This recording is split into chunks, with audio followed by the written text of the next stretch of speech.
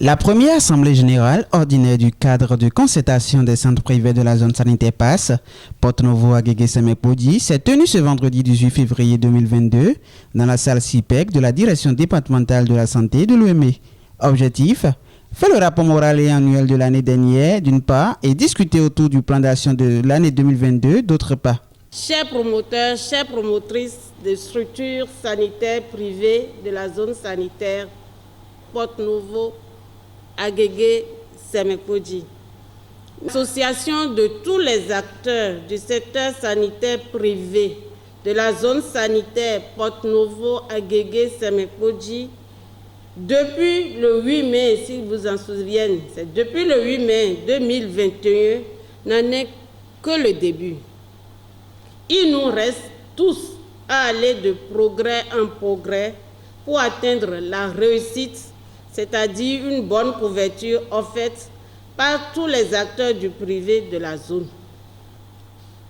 L'objet de notre association, qui a été retenu par nos statuts, est de regrouper tous les promoteurs de centres de santé privés de la zone sanitaire Porte-Novo Agege-Semekpodi dans le but 1.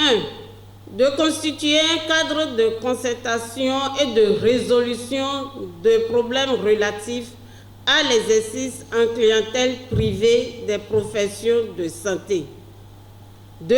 D'être l'interface de discussion entre le secteur public et nous. Et 3. De renforcer les compétences de nous, agents de santé.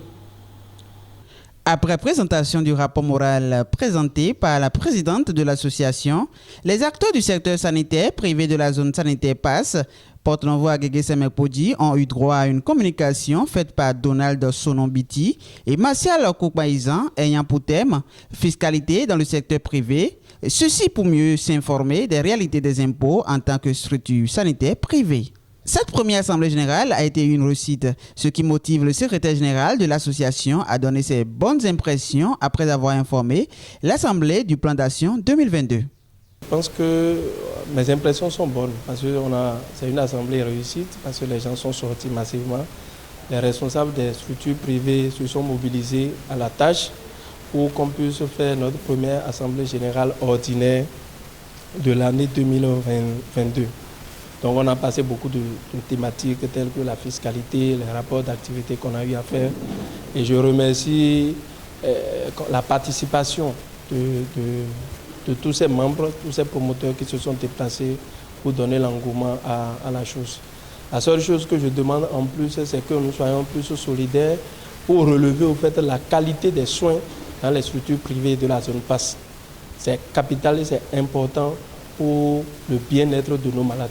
L'appel que j'ai à lancer, premièrement, c'est à l'endroit des autorités de nous faire confiance que le cadre de concertation qui est installé au niveau de la zone PAS est là juste pour améliorer la prestation dans les structures de santé privées et servir d'interface entre eux, c'est-à-dire le public, et nous, afin simplement d'améliorer davantage ce que nous faisons déjà sur le terrain pour la santé de la population.